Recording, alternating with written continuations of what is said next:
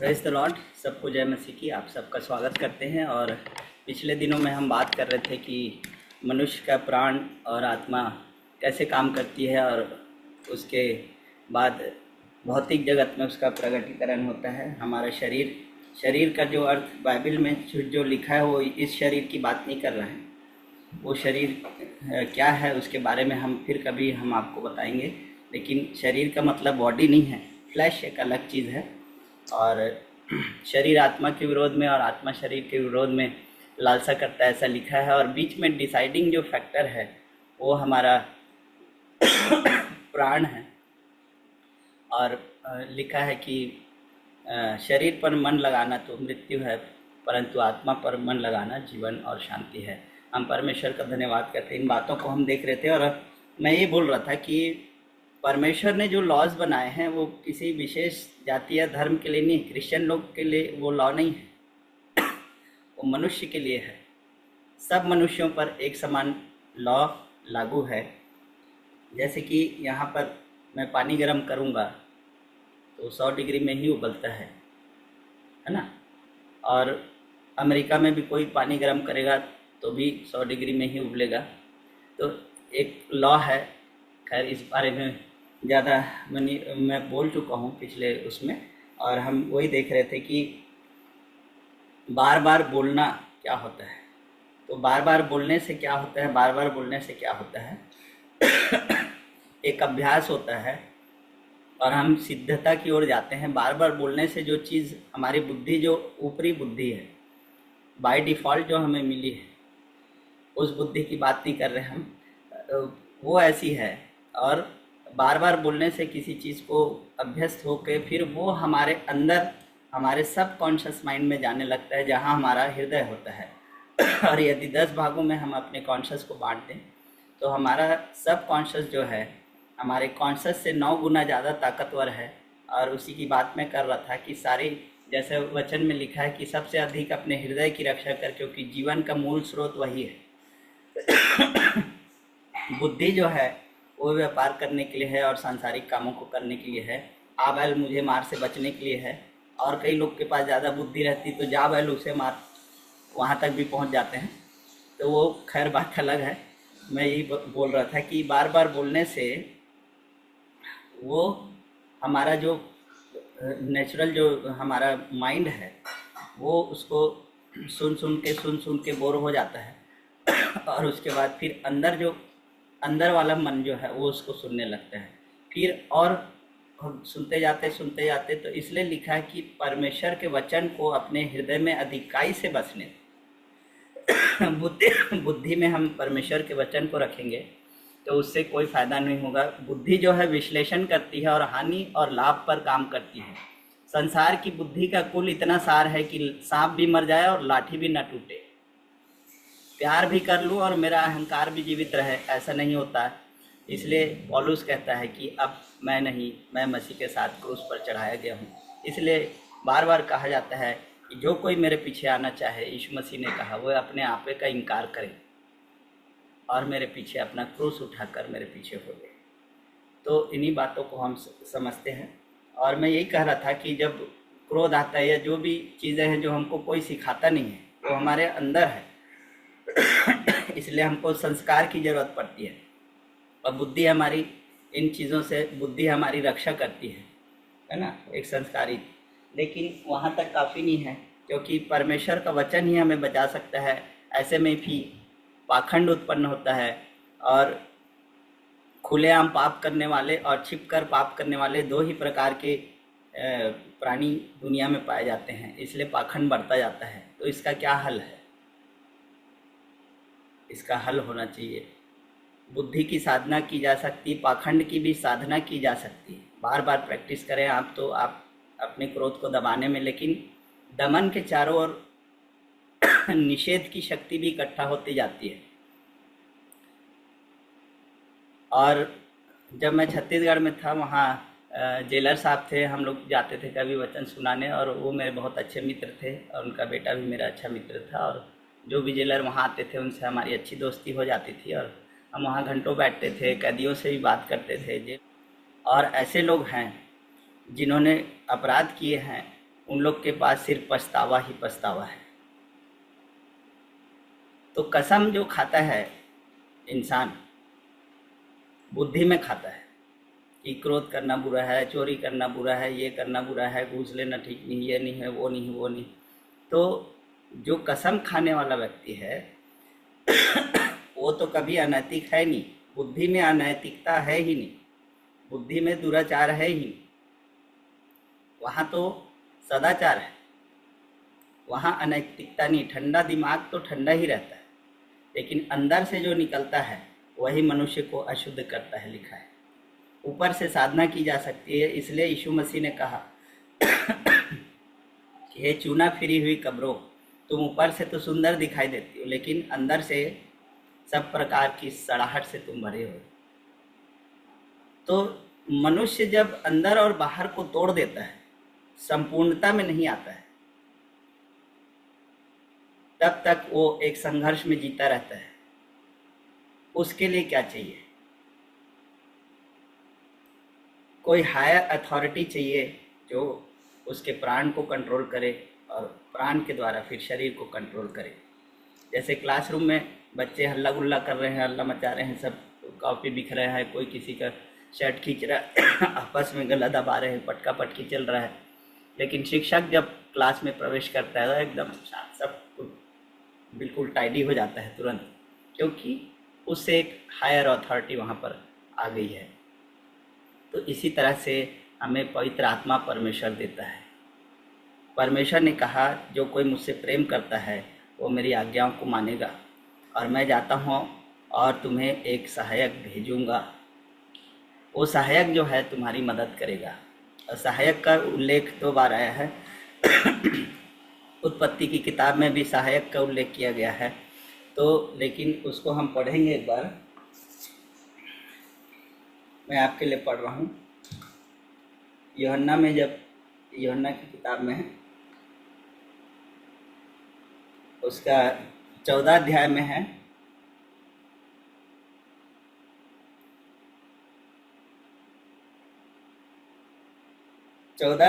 यूहन्ना 14 अध्याय उसका 15 से हम पढ़ रहे हैं। यदि तुम मुझसे प्रेम रखते हो तो मेरी आज्ञाओं को मानोगे, और मैं पिता से विनती करूंगा और वह तुम्हें एक और सहायक देगा कि वह सर्वदा तुम्हारे साथ रहे, अर्थात सत्य का आत्मा, जिसे संसार ग्रहण नहीं कर सकता, क्योंकि वह न उसे देखता है न जानता है। तुम उसे जानते हो क्योंकि वह तुम्हारे साथ रहता है और वह तुम में होगा। मैं तुम्हें एक सहायक दूंगा और वह सर्वदा तुम्हारे साथ रहे। फिर आगे एक अद्भुत बात लिखी है, इससे हम इस चीज़ को समझ सकते हैं कि आगे लिखा है 18वें पद में, मैं तुम्हें अनाथ न छोड़ूंगा, मैं तुम्हारे पास आता हूँ। तो पवित्र आत्मा वो वाला सहायक नहीं है जैसे आदम को दिया गया था, हवा के रूप में जो सहायक दिया गया था वैसा वाला सहायक नहीं है। यहाँ पर पेरेंट्स की बात हो रही है, एक पिता या माता, एक हायर अथॉरिटी की बात हो रही है। मैं तुम्हें अनाथ नहीं छोड़ूंगा। इसका मतलब ये है कि पवित्र आत्मा जो है ऐसा सहायक है, जैसे कोई छोटा बच्चा है, वो बड़ा बोझ को उठाने में असमर्थ है, तो पवित्र आत्मा उसकी सहायता करता है, उस बोझ को उठाता है उसके लिए। पवित्र आत्मा शक्तिशाली है, ऐसे वाली सहायक है पवित्र आत्मा। जो काम आप नहीं कर सकते खुद से, जो काम करने में आप असमर्थ हो, उसको करने के लिए परमेश्वर हमें अपने आत्मा को देता है। तो यहाँ एक पेरेंटिंग साइड को, एक छोटे बच्चे को आप समझ सकते हैं। एक छोटा बच्चा बोझ उठाने में असमर्थ है, लेकिन उसका पिता उसको उठाता है। सारा भार तो वो उठा रहा है, लेकिन वो थोड़ा बहुत हाथ लगा रहा है, 0.1%, लेकिन फिर भी उसको क्रेडिट देता है परमेश्वर, और बच्चा बहुत खुश हो जाता है ना। तो ऐसा वाला सहायक पवित्र आत्मा है। हालांकि वर्ड सेम लिखा है, वर्ड सेम होने से उसका अर्थ भी सेम है, ऐसा नहीं है। और वो वाले सहायक के बारे में फिर कभी मैं आपको बताऊंगा। लेकिन पवित्र आत्मा जो सहायक हमें दिया गया है, एक हायर अथॉरिटी है जो हमारी मदद करता है बोझ उठाने में, प्रेम कर पाने में, क्षमा कर पाने में हम असमर्थ हैं, मनुष्य असमर्थ है। क्योंकि प्रेम जो है वो आत्मा का फल है, और आत्मा जब तक आपके पास नहीं है तब तक हम धोखे में जी रहे हैं, इस संसार की बुद्धि के अनुसार। और जो नेचुरल एक मिला हुआ है टेंडेंसी, उसके अनुसार उसी को हम प्रेम समझने की कोशिश करते हैं, लेकिन हम वो भार नहीं उठा पाते, वो बोझ को नहीं उठा पाते, वो क्षमा को नहीं कर पाते हैं हम, वो धीरज को नहीं रख पाते, उस संयम को नहीं रख पाते। हम झुंझलाने लगते हैं, हम सब कुछ करने लगते हैं, लेकिन जब पवित्र आत्मा हमारे साथ रहता है, हम उसके पास जाते हैं, तो वो सब चीज़ों में हमारी मदद करता है, उसकी सामर्थ हम पर छाया करती है। पौलुस लिखता है कि मैं अपनी निर्बलताओं पर घमंड करूँगा, क्योंकि जब मैं निर्बल होता हूँ तब उसकी सामर्थ मेरे ऊपर छाया करती है। और सामर्थ जो है वो अनुग्रह है, परमेश्वर का अनुग्रह है। यीशु मसीह को एक अनुग्रह दिया गया था, उसके द्वारा लिखा है कि वह सब बातों में हमारी नाई परखा तो गया, लेकिन फिर भी निष्पाप निकला। इसलिए आओ हम भी ही आओ बंद के परमेश्वर के अनुग्रह के सिंहासन के निकट चले, कि वो अनुग्रह हम भी पाएं जो यीशु मसीह को मिला था। इसीलिए लिखा है कि पिता परमेश्वर का प्रेम और प्रभु यीशु मसीह का अनुग्रह और पवित्र आत्मा की संगति और सहभागिता तुम्हारे साथ बनी रहे। पिता परमेश्वर के प्रेम के कारण हमें यीशु मसीह दिया गया, और यीशु मसीह के अनुग्रह के कारण हमें पवित्र आत्मा दिया गया। यीशु मसीह ने बोला, मैं जाके तुम्हें एक ऐसा सहायक दूंगा कि तुम प्रेम करने में समर्थ हो पाओ। मेरी आज्ञा एक ही आज्ञा है कि तुम प्रेम करो। जैसे मैंने तुमसे प्रेम रखा वैसे ही तुम भी आपस में प्रेम रखोगे, तो इसी से सब जानेंगे कि तुम मेरे चेले हो, और कोई दूसरा रास्ता नहीं है जानने का। लोग तभी आपको यीशु मसीह का चेला के रूप में जानेंगे जब आपस में हम प्रेम रखेंगे। तो ये बातें हैं। और माइंड कैसे काम करता है उसके बारे में मैं आपको बता रहा था कि परमेश्वर ने जो नियम बनाए हैं उसका, जैसे यीशु मसीह ने बोलता है कि इस अंधकार की संतान जो है इस युग में ज्योति के संतान से अधिक चतुर हैं। उन लोग लॉस को जानते हैं कि कैसे आशीर्वाद लेना है, कैसे आदर करना है, क्योंकि उन लोग आशीष पा रहे हैं। कोई भी मतलब सामर्थ तो बीज में है, सामर्थ एक सिस्टम में है। अब बीज को कोई रिक्शा वाला भी बोएगा, उपजाऊ भूमि में आम खा के फेंकेगा तो भी वहाँ से वृक्ष उगेगा। कोई इंजीनियर भी आम खा के फेंकेगा तो भी उगेगा। तो सामर्थ्य जो है वो बीज में है। यदि वो उपजाऊ भूमि में पड़ जाए तो वो फल लाता है और फूलता फलता है। बोने वाला महत्वपूर्ण नहीं है, बीज महत्वपूर्ण है। अभी मिस्र के पिरामिड में जो 3 से 4 हज़ार साल पुराने पिरामिड हैं, मिस्र में जो पिरामिड हैं जो आश्चर्य का कारण बने हुए हैं, आज तक दुनिया के लिए रहस्य हैं, वहाँ कुछ खोज की गई तो वहाँ से कुछ बीजों को निकाला गया। और जब उन बीजों को बोया गया तो वो जर्मिनेट हुए और फलवंत होने लगे। तो बीज तो है 3-4 हज़ार साल पुराना बीज है, लेकिन उसमें भी सामर्थ्य है। उसको जब उपजाऊ भूमि में बोया गया तो वो फलवंत हो गए और खिलने लगे, फलने लगे, फूलने लगे। तो इसी तरह, इसीलिए मैं कह रहा हूँ कि पिछले बार मैं बताया था कि उसको माइक्रोस्कोप में रखने से, उसका विश्लेषण करने से बीज फल नहीं लाएगा।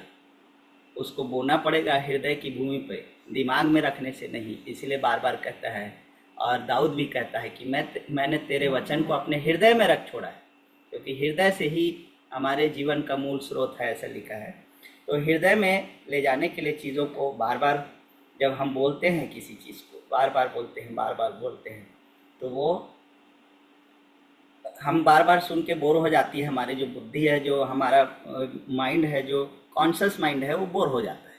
तो बोर हो जाता है, फिर भी सुनते रहो सुनते रहो सुनते रहो, तो वो सो जाता है। फिर उसके अंदर वाली परत उसको सुनने लगती है। फिर दोहराते रहो तो और अंदर ऐसे चल जाता है और अधिकाई से गहराई में जाता है। और जितना गहराई में जाता है उतना ही ऊंचाई में वो वचन भी पहुंच जाता है। और गहराई की तो कोई सीमा होगी, लेकिन ऊंचाई की कोई सीमा नहीं है। मैं हमेशा इस बात को बोलता हूँ, the word of God should be foundation not ceiling. परमेश्वर का वचन आधार होना चाहिए, आधारशिला जो होना चाहिए, आधार होना चाहिए। परमेश्वर का वचन नींव होना चाहिए, आधार होना चाहिए, जिस पर हम बिल्ड करें।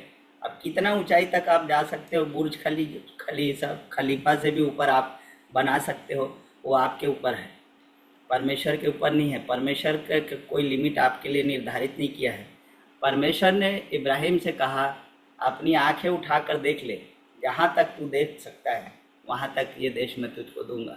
तो वो किसके ऊपर था लिमिट तय करना, परमेश्वर के ऊपर या इब्राहिम के ऊपर? कोई भी एक बताएं। इब्राहिम के ऊपर। प्रेज गॉड, इब्राहिम के ऊपर था। जहाँ तक उसकी आंखें देख सकती थी वहाँ तक उसकी लिमिट पर देश परमेश्वर। तो जहाँ तक आप देख सकते हैं, और देखना कैसे होता है, मैं पिछले संदेशों में बताया था कि देखना आत्मिक जगत में कानों से होता है। कानों से देखना, उस संदेश का टाइटल भी है, हम डाल देंगे उसको, कानों से कैसे देखते हैं। जब मसीह के वचन को हम सुनते हैं तो उसके अनुसार हम देखते हैं। और ऐसे ही परमेश्वर ने इंसान को बनाया है, ऐसा ही उसका साइको बनाया है। और मनुष्य जो है, जैसा मैं कह रहा था, मनुष्य जो है वैज्ञानिक कहते हैं कि वो मोनोसाइकिक नहीं है, वो पॉलीसाइकिक है। मनुष्य जो है वो एक चित्त नहीं है, बहुचित्तवान है। पॉलीसाइकिक जिसको कहना चाहिए, उसमें बहुत सारा मन है। जैसे ABCD, ऐसे बहुत सारे हैं। तो जो सवेरे कसम खाता है वो उसका ए भाव है, आज से दारू वारू सब बंद, अब आज से गुस्सा नहीं करूँगा, आज से ये नहीं करूँगी। फिर वो गुस्सा तो शाम को किया था, तो जो बी मन है वो गुस्सा किया था, और उसे ए मन क्या कसम खा रहा है उसको पता नहीं है। शाम होते होते फिर वही के वही। तो कसमों से दुनिया में कभी भी कोई रुकावट नहीं हुई है मेरे प्रियो। मैं इस बात को बताना चाहता हूँ कि हमें एक हायर अथॉरिटी की ज़रूरत है, और हृदय में उस बात को बसने देना है। क्योंकि एक जगह ऐसा लिखा है, निकालो नीलिमा, कि विश्वास आता है सुनने से, और सुनना मसीह के वचन से होता है ना। लेकिन ऐसा लिखा है कि क्या उन्होंने नहीं सुना, उसके वचन जगत की छोर तक पहुंच चुके हैं। सुना तो जरूर, लेकिन विश्वास नहीं किया, इसलिए कि उनके हृदय में विश्वास के साथ नहीं बैठा, हृदय में नहीं बैठा। सुन तो लिए, अब उसको कहाँ तक पहुँचाना है वो उसका आपका काम है। क्योंकि बीज बोने वाले का दृष्टांत से ही, सबसे पहला दृष्टांत यीशु मसीह ने बीज का दृष्टांत वहाँ पर दिया था। और यीशु मसीह के चेले उससे पूछते हैं, बीज का दृष्टांत क्या है, तू हमें बता दे। तो बोले, तुम अभी यही बेसिक कोई नहीं समझ रहे हो, तो और सब कुछ फिर बाकी क्यों कर समझ सकोगे, ऐसा बोला। क्योंकि परमेश्वर ने जो सिस्टम बनाया है, जगत को बनाया है, मनुष्य को बनाया है, सबको बीज के रूप में उत्पन्न किया है, सीड। और परमेश्वर के वचन को भी वचन को भी सीड और बीज कहा गया है। और हम जो हैं वो उपजाऊ भूमि है, हमारा हृदय जो है उपजाऊ भूमि है, हमारी बुद्धि की उपज नहीं है। हमारे हृदय में जो है वो उपजाऊ भूमि है ना। तो उसमें लिखा गया है, जो उपजाऊ भूमि में जो बीज गिरे वो 100 गुना फल लेकर आए, कोई 30 गुना, कोई 60 गुना, कोई 100 गुना फल लेकर के आता है। तो हृदय में पहुंचाने का, सब कॉन्शियस माइंड में जहां पावर है असली, वहां तक पहुंचाने के लिए हमें अभ्यास की। बार बार बोलने से क्या होता है, बार बार जब आप बोल रहे हैं तो आप सुन भी रहे हैं, डबल काम हो रहा है। जब हम बोलते हैं तो हम सुनते भी हैं, कान थोड़ी बंद हो जाते, तो वो चीज़ें कान से फिर हमारे अंदर जाने शुरू होती है। तो कई लोग मंत्र जाप यहीं से आया है, और अंधकार के लोग इन चीज़ों का उपयोग कर रहे हैं। और मैंने जैसे कहा कि all power belongs to God, परमेश्वर, सारी शक्ति का रचने वाला परमेश्वर है, और कोई ज्ञान और कोई शक्ति उसके अलावा किसी के पास नहीं है, सब कुछ उसका ही दिया हुआ है। और उसी बुद्धि को मनुष्य ने करप्ट कर लिया। जैसे शैतान के पास अपनी कोई सामर्थ्य नहीं है, परमेश्वर की ही सामर्थ्य है जो उसको दी गई थी, वो उसने उसको करप्ट कर लिया। जो कुछ परमेश्वर ने उसे दिया था वो उसके तरफ देखने लगा, परमेश्वर की तरफ देखने के बदले अपने तरफ देखने लगा। मैं इतना सुंदर हूँ, मैं सर्वांग हूँ, सुंदर हूँ, और ऐसा हूँ वैसा हूँ करके वो अपने तरफ देखने लग गया। ये उसकी गलती थी। उसने अपने विजडम को करप्ट कर लिया। और ये स्पिरिचुअल लॉस को और सोलिश लॉ को बहुत लोग जानने की कोशिश करते हैं और जानते भी। जो लोग ध्यान लगाते हैं, मेडिटेशन करते हैं, meditation is a Christian thing actually, जिसको क्रिश्चियन समाज भूल चुका है। मेडिटेशन इज़ पावरफुल, इसलिए बार बार लिखा है, पौलुस ने भी लिखा है और यहोशू को भी परमेश्वर ने यही आज्ञा दी कि मेरे वचनों पर तू रात और दिन ध्यान किए रहना, उसको ध्यान में रखना। ध्यान, मेडिटेशन एक वही चीज़ है कि हम परमेश्वर की ओर अपने ध्यान को लगाएं। तो हमारी बुद्धि नहीं, ध्यान अंदर से आता है। और उसके लिए हम पढ़ेंगे एक वचन,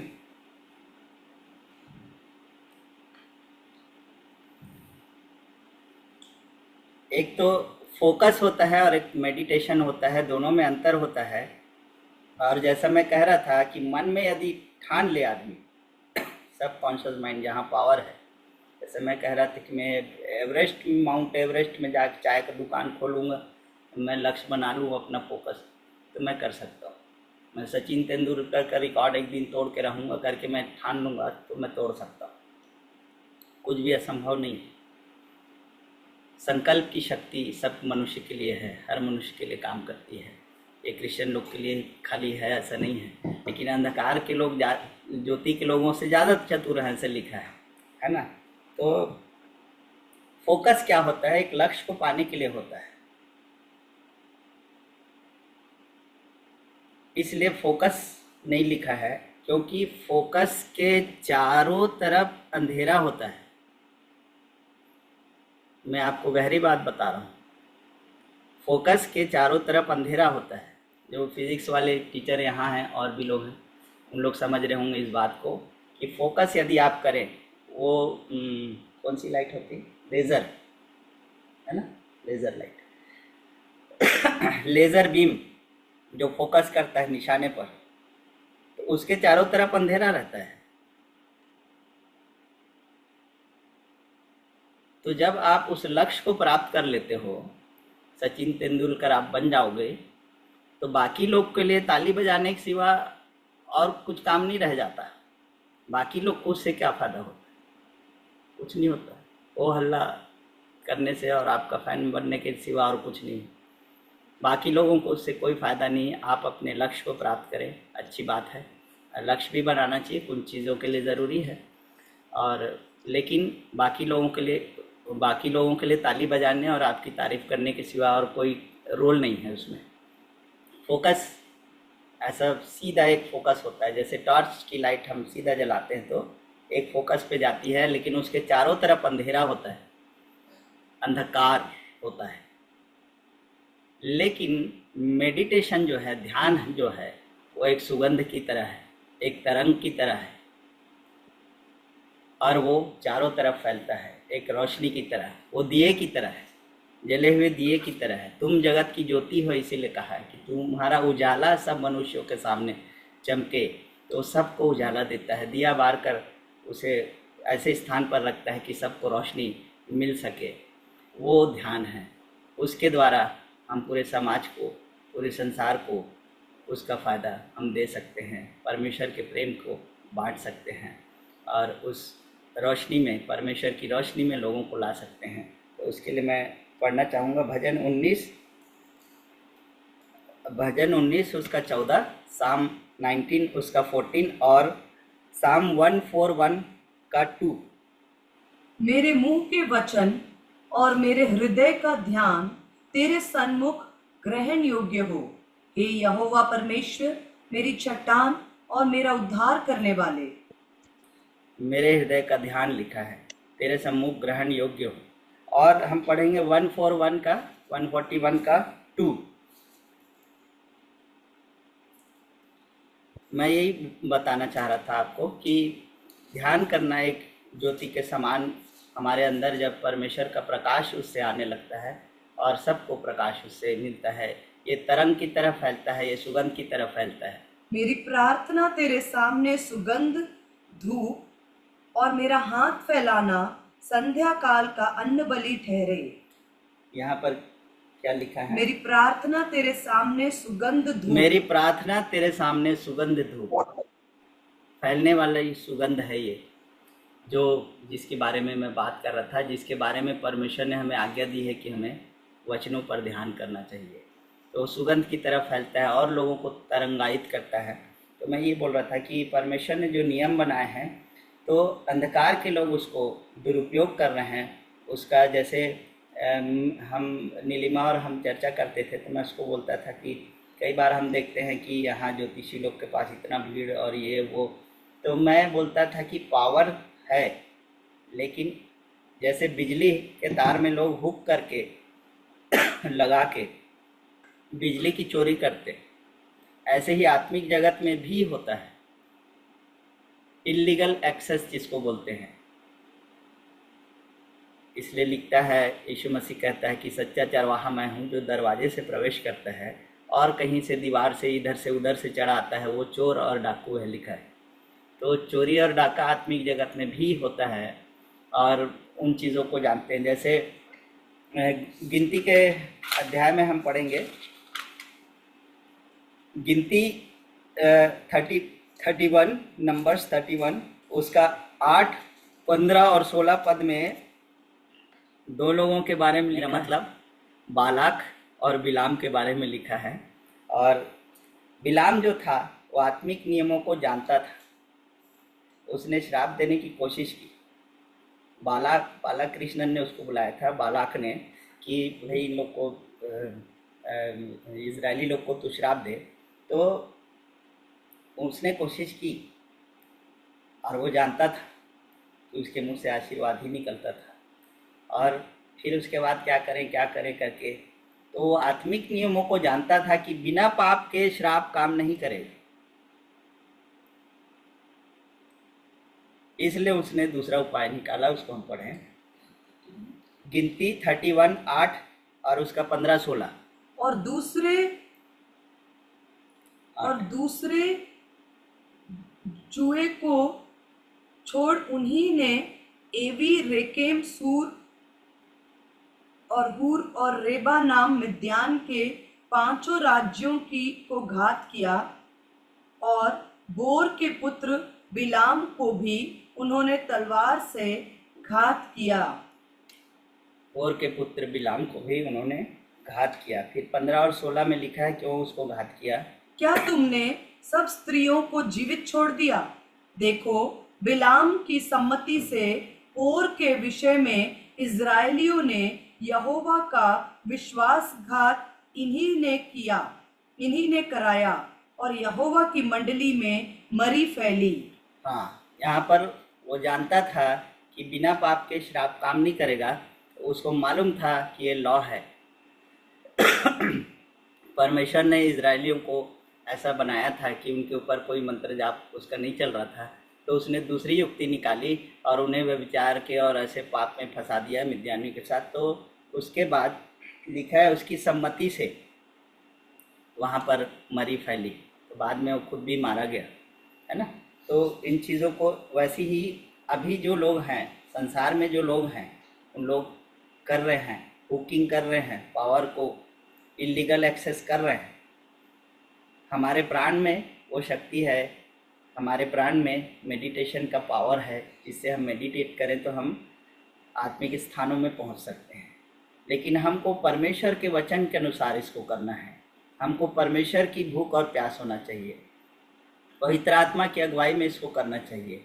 उसकी भूख और प्यास, उससे हम कैसे सुने, उसकी आवाज़ को हम कैसे सुने। क्योंकि असली शक्ति जो है, वो जो संसार का अधिकार जो दिया गया है, वो ह्यूमन सोल को दिया गया है। और ह्यूमन सोल जो है वो बिना आत्मा के अभी चल रहा है और उसमें अराजकता फैली हुई है। जब आत्मा हमारे अंदर आता है, पवित्र आत्मा, वो संसार की आत्मा के चलाए चलते हैं, उनका निर्बुद्धि मन अंधेरा हो गया है, लिखा है। इसलिए हमें पवित्र आत्मा की ज़रूरत है। पवित्र आत्मा जब हमारे जीवन में आता है तब हमको अलग सामर्थ्य मिलती है, जो इन संसारिक नियमों को भी पार कर जाती है। और परमेश्वर ने जो हमारे लिए रखा है उन बातों को हम जाने। ऐसा लिखा है कि जो कुछ उन्होंने, परमेश्वर ने हमें दिया है, उसको हम जाने। तो मैं भी बोल रहा था कि प्रैक्टिस जैसे बार बार बोलने से जो है वो हमारे अंदर ये प्रारंभिक एक स्टेज है एक विश्वासी का, कि बार बार बोलना, तो जितने बार आप बोलते हैं उतने बार आप सुनते भी हैं, तो वो धीरे धीरे हमारे गहरे उतरते जाता है। और यदि हृदय में वो विश्वास के रूप में वो अंदर चला जाए तो फिर वो फल लाता है। नहीं तो इसीलिए लिखा है कि हृदय का विश्वास और मुंह का अंगीकार। हृदय में यदि विश्वास नहीं है, मुंह से आप कितने भी बार अंगीकार करते रहो, उसको कोई फल नहीं आने वाला है। जब तक वो बात हृदय में ना पहुंच जाए तब फल आता है। कई लोगों की गवाही को मैं सुनता हूँ कि मैं बोलता रहा भाई परमेश्वर के वचन को ऐसा वैसा तो ऐसा हो गया वैसा हो गया, लेकिन क्या बोलना है ये भी हमको मालूम होना चाहिए, है ना। और पिछले बार मैं रिलीजन के बारे में बोल रहा था, धर्म क्या है। धर्म जो शब्द है, रिलीजन जो वर्ड है वो रेलीग्रेस से आया है। रेलीग्रेस से वो शब्द बना है। उसका मतलब होता है to put things back together again in order to reunite our fragmented inner self. हमारे खुशबूदार जो अंतर है, अंदर हमारी खुशबू है, उसके साथ रीयूनाइट हो जाना धर्म है, रिलीजन है। लेकिन अभी जो रिलीजन का अर्थ लोग नहीं समझ रहे हैं, धर्म के नाम पर एक दूसरे से लड़ाई झगड़ा कर रहे हैं, एक दूसरे को मार रहे कूट रहे हैं। तो माइंड जो है एक कंडीशनिंग पे काम करता है, एक प्रलोभन पे काम करता है, एक प्रैक्टिस पे काम करता है।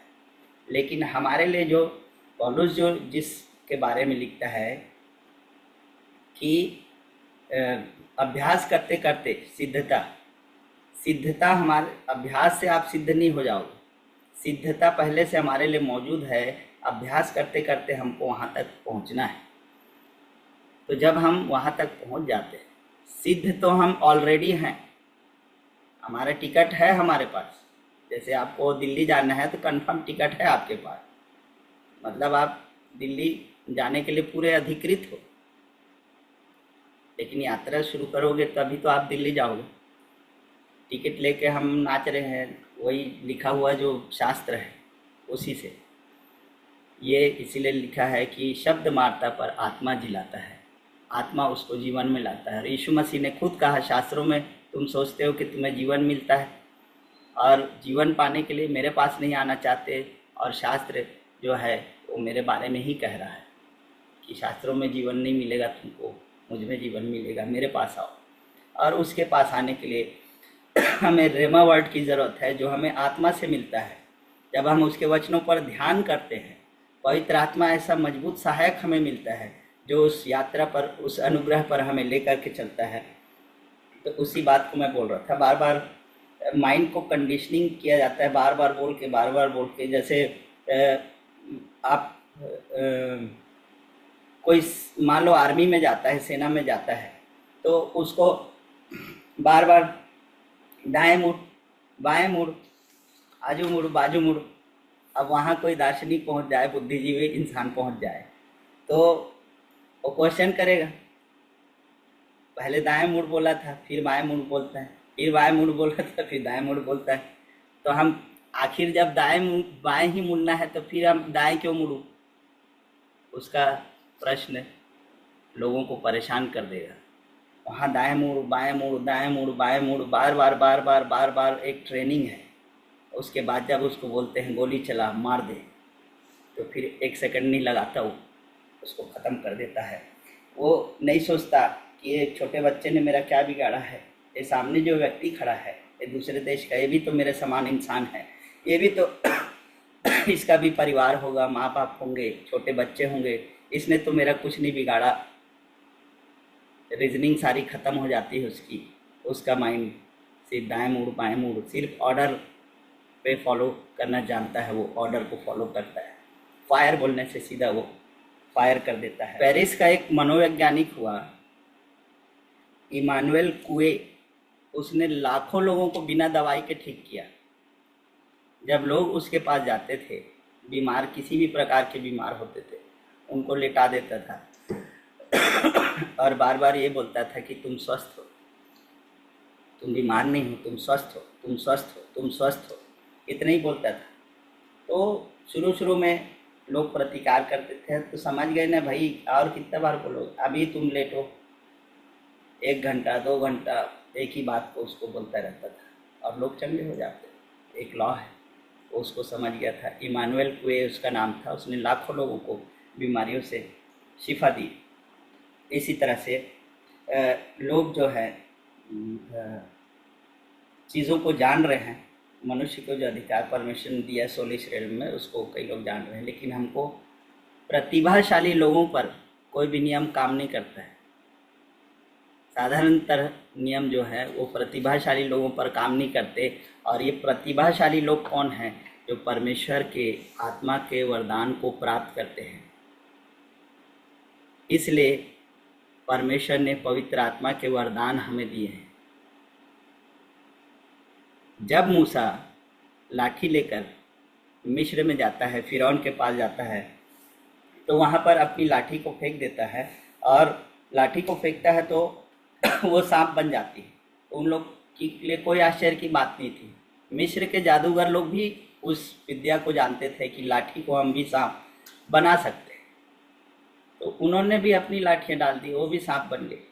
लेकिन लिखा है मूसा ने कि लाठी ने उन सारे सांपों को निगल लिया। जब मूसा मेंढक चढ़ा लाता है और भी कुछ कुछ करता है, सारी बातों को करता है, तो मिस्र के जादूगर भी वही सारी बातों को करते चले जाते थे। वैसे ही उन लोग भी करते चले जाते थे। और एक बात मैं आपको बता रहा हूँ कि फर्स्ट वर्ल्ड वॉर में, जैसे मैं बोल रहा था कि दाएं मुड़ बाएं मुड़ दाएं मुड़, एक माइंड को कंडीशनिंग किया जाता है। और जब उसको सिपाही को या फौजी को कहा जाता है कि फायर, तो वो फायर कर देता है बिना सोचे समझे, है ना, क्योंकि उसका मन जो है उसके सब कॉन्शियस में ऑर्डर चला जाता है, आवाज़ सुनते ही उस पर एक्ट करना है करके। तो वह ये था कि हेनरी टेंडी करके एक फ्रांस का सैनिक था, जो फर्स्ट वर्ल्ड वॉर में एक दुबले पतले और निहत्थे भूखे प्यासे सैनिक को देखा। जर्मनी के निहत्थे भूखे प्यासे सैनिक को देखा और हेनरी टेंडी को उस पर दया आ गई। हेनरी टेंडी के हाथ में गन थी और वो निहत्था था और भूख प्यास से व्याकुल था और थका हारा हुआ था, और हेनरी टेंडी ने उसको नहीं मारा। और हेनरी टेंडी को जीवन भर इसका दुख रहा, क्योंकि वही जर्मनी का जो सैनिक आगे चलकर वही एडोल्फ हिटलर था, जिसको उसने छोड़ दिया, मारा नहीं। और एडोल्फ हिटलर के बारे में ज़्यादा बोलने की ज़रूरत भी नहीं है। तो इसी तरह से मैं इन्हीं बातों को बोल रहा था कि हमको ध्यान करना है, और बुद्धि के हमारे नए हो जाने से हमारा चाल चलन बदलता है। तो हमको परमेश्वर नई आत्मा नई बुद्धि देता है। इसी बुद्धि को जो परमेश्वर जो बुद्धि देता है, जो हर इंसान के पास है, वो बाय डिफ़ॉल्ट बुद्धि है। लेकिन नीति वचन में यदि हम पढ़ें तो उसमें लिखा है कि तू गुप्त धन के समान और सोने चांदी के समान उस बुद्धि की खोज कर। वो परमेश्वर की ओर से मिलने वाली बुद्धि है, और परमेश्वर ने उसी बात को कहा। परमेश्वर जिस बुद्धि की बात कर रहा है उसको ढूंढना है, उसको खोजना है, गुप्त धन के समान उसकी खोज में रहना है। वो परमेश्वर की बुद्धि है, परमेश्वर के द्वारा दी जाने वाली बुद्धि है। बाय डिफ़ॉल्ट बुद्धि नहीं है। बाय डिफ़ॉल्ट बुद्धि सबके पास है ना। जिसको लोग अपना बुद्धि को लगाते हैं, तो बुद्धि जो है और हृदय भी जो है परमेश्वर ने कहा यहेजकेल 36 उसका 26 पद में कि मैं तुमको नया मन दूंगा और तुम्हारे भीतर नई आत्मा उत्पन्न करूंगा और तुम्हारी देह में से पत्थर का हृदय निकालकर मांस का हृदय दूंगा। तो दुनिया में हम लोग बोलते हैं ये बहुत अच्छे दिल के हैं, ये हैं। तो जो बहुत अच्छे दिल के दुनिया में दिखाई देते हैं वो तराशे हुए पत्थर साबित होते हैं, सुंदर दिखने वाले पत्थर भी होते हैं। लेकिन परमेश्वर कहता है कि तुम्हारे पत्थर का हृदय निकालकर मैं तुम्हें मांस का हृदय दूंगा। वो हृदय की बात परमेश्वर कर रहा है, उस बुद्धि की बात कर रहा है जो परमेश्वर की माइंड ऑफ क्राइस्ट जो हमको परमेश्वर देना चाहता है। वो सारी बुद्धियों से फिर ऊपर काम करता है, सारे लॉस से ऊपर काम करता है। उसी बात को मैं आपको बताना चाह रहा था। इसलिए आजकल लोग अपना बुद्धि लड़ा रहे हैं, पवित्र आत्मा की अगुवाई नहीं है, उसके अनुसार यदि नहीं चल रहे, वचन को यदि आप चलने की कोशिश कर रहे हैं अपने दिमाग से, मैं तुम्हें मनुष्यों के मछुआरे बनाऊंगा और मछलियों से भरा जाल पकड़ लाओ और ऐसा ऐसा, तो आज क्या मछली के जगह मुर्गा पकड़ने में लगे हैं लोग, ऐसा भी ज़्यादा ही बुद्धि लगा देते हैं अपना। तो ये वाली बुद्धि नहीं है, कुटिल बुद्धि जो व्यापार करती है, जो हानि और लाभ सोचती है। अब कोई मर गया तो ये बुद्धि आपको, जो संसार की बुद्धि है, ना आपको चैन से रोने देगी ना चैन से हंसने देगी। अब कोई मर गया तो अब मत रो, अब मर तो गया, अब क्या करना है, अब आत्मा तो अमर है, फलाना ढिमाका, वो बुद्धि काम करने लगती है। अब कोई रो रहा है तो उसको रोने दो ना, अब हो गया सो हो गया, अब रोने से क्या फ़ायदा। तो बुद्धि फ़ायदा और हानि और लाभ के पीछे ही चलती है। किसके सामने ज़्यादा हंसना नहीं है, खुल के हंस नहीं सकते, है ना, कि ज़्यादा हंसे वैसे तो कल को आ जाएगा, भैया 1500 रुपये थोड़ा सा ज़रूरत था, दोगे क्या, तो लोग पीछा छुड़ाना चाहते हैं। ज़्यादा मतलब वो वाली बुद्धि है ये, सांसारिक बुद्धि। इसकी बात परमेश्वर नहीं कर रहा है। इसलिए हमें पवित्र आत्मा की ज़रूरत है, पवित्र आत्मा को पाने की ज़रूरत है। और जो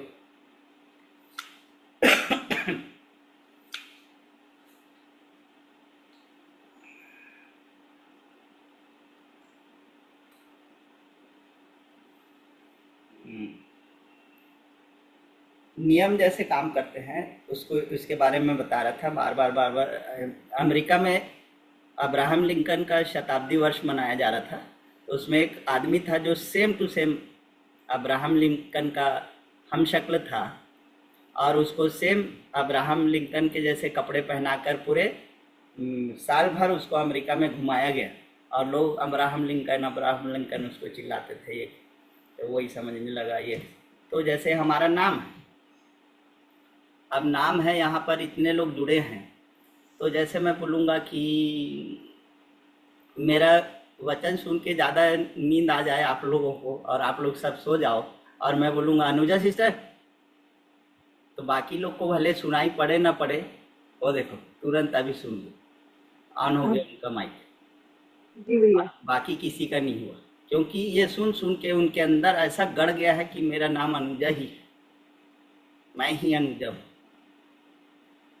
तो वैसे ही उसके मन में भी ऐसा फिर उत्पन्न होने लगा कि मैं अब्राहम लिंकन अपने आप को समझने लग गया। वो धीरे धीरे ऐसे करके तो साल भर में उसकी पागलों जैसे हालत हो गई थी उस डुप्लीकेट की, और उसको बोले कि भाई तू अब्राहम लिंकन नहीं है, तू है, सच बात बोल।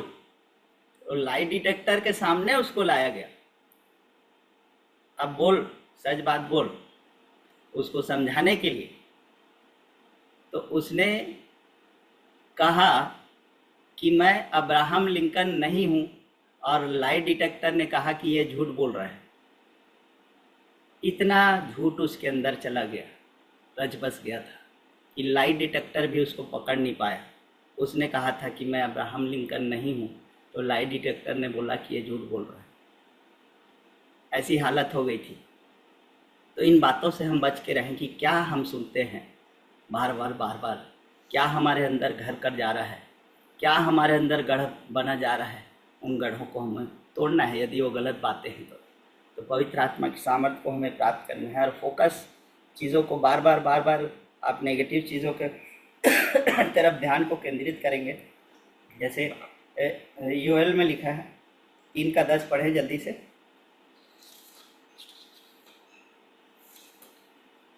घोषणा भी क्या करना है, एक गीत बहुत सुंदर बनाया गया है, late the poor say I am rich, let the weak say I am strong. तो जब आप घोषणा करना है तो आपको क्या बोलना है, परमेश्वर का वचन कहता है उस वचन को बोलना है ना। यूएल 3:10 में लिखा है, जल्दी से पढ़ें। यूएल 3:10 में मतलब आपको ये बोलना है कि मैं यीशु मसीह के कोड़े खाने से चंगा हो चुका हूँ, मैं बीमार नहीं हूँ, मैं बीमार नहीं हूँ, मैं बीमार नहीं हूँ, ऐसे नहीं बोलना है। मैं गरीब नहीं हूँ, मैं गरीब नहीं हूँ, मैं गरीब नहीं हूँ ऐसा नहीं बोलना है, आई एम रिच बोलना है, आई एम रिच बोलना है।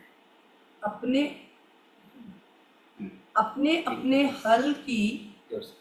अपने अपने हल की फौल को पीट कर तलवार और अपनी अपनी हंसिया को पीट कर बर्छी बनाओ। जो बलहीन हो वो भी कहे मैं वीर हूँ। हाँ, जो बलहीन है वो भी कहे मैं वीर हूँ। उसको ये नहीं कहना है कि मैं बलहीन नहीं हूँ, मैं बलहीन नहीं हूँ, ऐसा नहीं कहना है। निषेध की एक शक्ति होती है जो इकट्ठा होती जाती है। जिस चीज़ से हम बार बार नकारात्मक चीज़ को फोकस करते हैं तो दमन करते हैं, सप्रेशन करते हैं जिस चीज़ को, तो उसके चारों ओर निषेध की एक शक्ति इकट्ठा हो जाती है। जैसे ज्वालामुखी, वो अंदर दबाया हुआ कोई चीज़ है जो अचानक फूट के बाहर आता है। इसलिए हमें पवित्र आत्मा की ज़रूरत है, परमेश्वर की आत्मा की ज़रूरत है।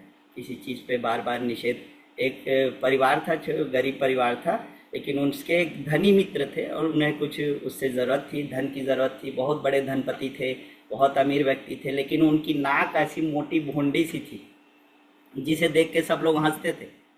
और उस दंपति के पास एक छोटा बच्चा था, तो उस जो अमीर व्यक्ति था उसको उन लोगों ने चाय पे बुलाया कि हम कुछ उनसे बात भी कर लेंगे, हमको कुछ जो पैसा वैसा की ज़रूरत है उसको भी हम उनसे ले लेंगे, ऐसे करके। लेकिन उनकी नाक के बारे में कोई कुछ बोलता था तो बहुत आग बबूला हो जाते थे। तो उनका छोटा बच्चा था, तो उसको हफ्ता भर बहुत समझाए कि बेटा जो अंकल आने वाले हैं उसके नाक के बारे में तू बिल्कुल कुछ नहीं बोलना, ना उस नाक के तरफ तेरे को देखना है, ना उस नाक के तरफ देख के तेरे को हंसना है।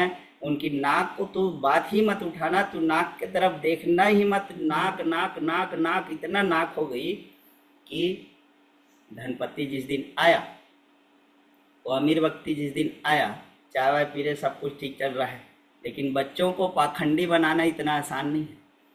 बच्चा बार बार उसके नाक की तरफ देखे और माँ उसको चिमटे, ऐसा ऐसा चल रहा था। फिर वहाँ मतलब नाक के बारे में ना बोल दे, और माँ के अंदर बाप के अंदर ही चल रहा है, नाक के बारे में ना बोल दे, नाक के बारे में बात ना उठा दे, नाक की तरफ देख के हंस मत दे बच्चा। फिर उसके बाद चाय आई नाश्ता वास्ता करके, तो इतना नाक हो चुकी थी वहाँ कि उस बच्चे की मम्मी ने कहा आपकी नाक में कितनी चम्मच शक्कर डाल दूँ। तो इसलिए हमें ये नहीं बोलना है कि मैं गरीब नहीं हूँ, मैं गरीब नहीं, आई एम रिच, मैं अमीर हूँ, प्रभु में मैं धनी किया गया हूँ। ये पॉजिटिव कन्फेशन हमको करना है, तो वो हमारे अंदर काम करता है। और वो जब अंदर चला जाता है, हमारे हृदय में उसका वचन चला जाता है, तब वो फल लाता है। और एक बार जो चीज़ स्थापित हो गई हृदय में, सो हो गई। उसके बाद बार बार उस चीज़ के लिए फिर और आगे हम बढ़ते हैं, फिर और आगे हम बढ़ते हैं। तो ऐसे हमको बढ़ते जाना है मसीह में, और उन बातों को हमको जानना है जो परमेश्वर ने हमको दी है। और पिछली बार मैं बात कर रहा था दुहाई देने और घोषणा करने की, जो मैं बात कर रहा था उसके बारे में भी मैं आपको जल्दी से बता दूं। मरकुस 4 अध्याय उसका 38 से 41 पद में इस घटना का वर्णन है कि चेले और यीशु मसीह नाव में जा रहे थे और जब आंधी और तूफान वहाँ पर उठता है, तो मैंने कहा कि यीशु मसीह ने घोषणा की और आंधी और तूफान को झिड़का और डांटा और सब कुछ शांत हो गया। और यीशु मसीह ने कहा क्या तुम्हें अब तक विश्वास नहीं है? और चेलों को उसको उठाने का उद्देश्य वही था जो हमको योना की किताब में मिलता है। जल्दी से पढ़े योना की किताब, योना नबी की किताब, उसका पहला अध्याय, उसका 5 और 6। आप में से किसी को लीव करना है तो आप कर सकते हैं, मैं इसको पूरा कर देता हूँ। योना पहला अध्याय उसका 5 और 6 में से हम पढ़ रहे हैं।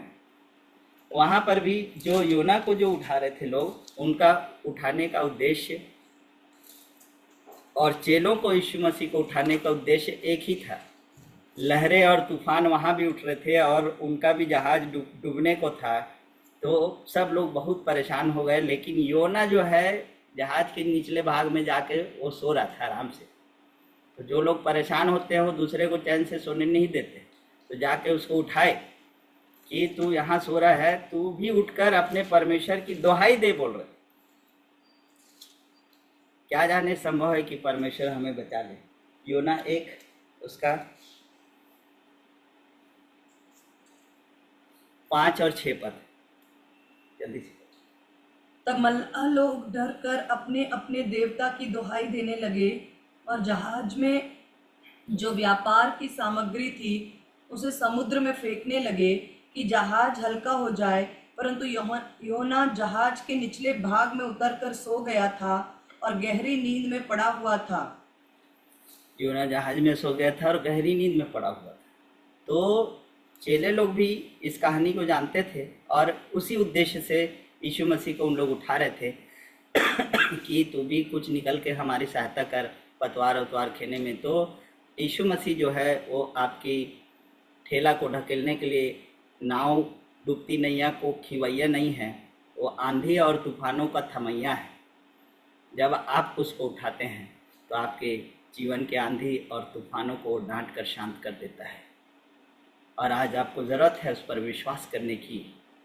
एक पति पत्नी नवविवाहित जोड़ा एक नाव में चला जा रहा है। वो एक योद्धा था और विवाह करके अपनी नई दुल्हन को लेकर के आ रहा था और नाव ऐसे थपेड़े लग रहे हैं। यीशु मसीह ने कहा, क्या तुम्हें अब तक विश्वास नहीं? लेकिन वो युवक जो था वो शांत बैठा था, लेकिन उसकी पत्नी बहुत घबरा गई थी और चिल्ला रही थी कि हम डूब सकते हैं, अब तुम कुछ करते क्यों नहीं हो, तुम ये क्या कैसे आराम से बैठे हो, ये है वो है। अचानक उसने अपनी तलवार निकाल ली और उस स्त्री के गर्दन पे रख दी। उस स्त्री के गर्दन पर जब उसने तलवार रख दी तो स्त्री मुस्कुराने लगी। तब उसने पूछा कि तलवार पूरी धार के साथ तेरे गले में लगी हुई है और तू मुस्कुरा रही है, क्या तुझे डर नहीं? तो बोलती है कि ये तलवार, मैं जानती हूँ कि ये तलवार जब तुम्हारे हाथ में है तो मुझे किस बात का डर, क्योंकि तलवार तुम्हारे हाथ में है इसलिए मुझे किसी बात का डर नहीं है। तब वो युवक उससे कहता है, यही तेरे सवालों का जवाब है।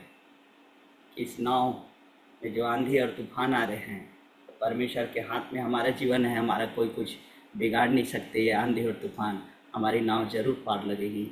ऐसा ही विश्वास मुझे उसके ऊपर है और ऐसा ही विश्वास आपको भी परमेश्वर के ऊपर रखना है मेरे प्रियो, और उसके वचन को अपने हृदय में अधिकाई से बसने देना है। परमेश्वर पर विश्वास रखें और उसके वचन को सुनते जाएं और अपने अंदर लेते जाएं उसको, और उसको अपने हृदय में फलित होने दें। एक साधारण नियम है गुरुत्वाकर्षण का जो संसार में काम करता है, लेकिन एक दूसरा नियम भी है। न्यूटन कहते हैं कि पेड़ के नीचे बैठा हुआ था, उसके सिर में आके फल गिरा तो उसे आश्चर्य हुआ कि ऊपर से फल नीचे गिरा। आश्चर्य उसे तब होना था जब वो फल नीचे उसके सिर में न गिर के आसमान में चले जाता, लेकिन उसने वहाँ से सोचना शुरू किया। एक और ग्रेटर लॉ है, उसको हम पढ़ के इसको समाप्त करेंगे, जो लिखा हुआ है रोमियो 7 अध्याय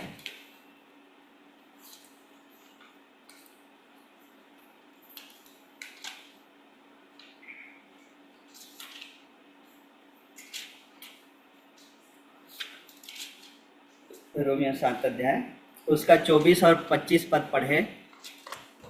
हमने तो बोया था बीज नीचे जमीन पर, लेकिन फल ऊपर कैसे पहुंच गया, आकाश में। उस सिद्धांत को हमें समझना होगा। जब हम नीचे ज़मीन पर बोते हैं तो नीचे गिरना तो स्वाभाविक है, लेकिन परमेश्वर की जो जीवन की व्यवस्था है उसको हमें समझना है। ये ग्रेविटेशन का लॉ है कि चीज़ें नीचे गिरती है, लेकिन उस लॉ से ऊपर उठने के लिए दूसरा एक नियम है जो कहता है वायु गतिकीय नियम, यानी एरोडायनेमिक्स जिसको कहते हैं। वो एक ग्रेटर लॉ है जो गुरुत्वाकर्षण को तोड़कर आज मनुष्य उस जहाज में जो एरोप्लेन है उसी सिद्धांत पर काम करता है। वो गुरुत्वाकर्षण से ऊपर उठकर उसके विरोध में काम करता है और ऊपर उठता जाता है, और फल जो है आसमान में पहुंच जाता है, नीचे अंदर जड़ों से पोषण पाके ऊपर। ये परमेश्वर की असली व्यवस्था है। उसको हमें जानना है। जितना गहरा हम बीज को अंदर जाने देंगे, वो फल ऊपर जाके, परमेश्वर ने उस नियम को बनाया है जो लोगों को दिखाई नहीं देता कि वो नीचे जो गड्ढे में बोया गया था ऊपर कैसे पहुंचा। यदि आप भी आज गड्ढे में हैं, परमेश्वर पर विश्वास रखें, ऊपर आसमान आपका इंतज़ार कर रहा है और जगत आपके फलों से भरने जा रहा है। मेरे प्रियो, उस बात को हम पढ़ लें। रोमियो 7 उसका 24-25। मैं कैसा अभागा मनुष्य हूँ, मुझे इस मृत्यु की देह से कौन छुड़ाएगा। हमारे प्रभु यीशु मसीह के द्वारा परमेश्वर का धन्यवाद हो। इसलिए मैं आप बुद्धि से तो परमेश्वर की व्यवस्था का, परंतु शरीर से पाप की व्यवस्था का सेवन करता हूँ। हाँ, एक लॉ के बारे में यहाँ पर बात कर रहा है। मुझे इस देह से कौन छुड़ाएगा, मैं कैसा अभागा मनुष्य हूँ बोल रहा है। लेकिन बाद में वो जवाब भी देता है कि उससे एक ग्रेटर लॉ है, जो एरोडायनामिक्स जिसको मैं कह रहा हूँ, जो ग्रेविटेशन से ऊपर है, जिसके आधार पर पंछी उड़ते हैं, जिसके आधार पर एरोप्लेन्स और चीज़ें, हेलीकॉप्टर और ऐसे सब चीज़ें उड़ती हैं आसमान में। रोमियो 8 का 1 और 2 हम पढ़ेंगे। अतः अब जो मसीह यीशु में है उन पर दंड की आज्ञा नहीं, क्योंकि वे शरीर के अनुसार नहीं वरन आत्मा के अनुसार चलते हैं। क्योंकि जीवन की आत्मा की व्यवस्था ने मसीह यीशु में मुझे पाप की और मृत्यु की व्यवस्था से स्वतंत्र कर दिया। Praise God. जीवन की आत्मा की व्यवस्था ने मुझे पाप और मृत्यु की व्यवस्था से आज़ाद कर दिया। तो हमें आज़ाद होना है मेरे प्रियो। और लुढ़कना तो स्वाभाविक है, नीचे गिरना तो स्वाभाविक है, लेकिन उसके ऊपर चढ़ने के लिए हमें परिश्रम की ज़रूरत पड़ती है। और परिश्रम मसीह में बढ़ते जाने का हमें करना है। और हमें ऊपर आसमान आपका इंतज़ार कर रहे हैं। हाथों को उठाते रहें आसमान की ओर, और एक दिन आएगा जब आसमान को छू लेंगे।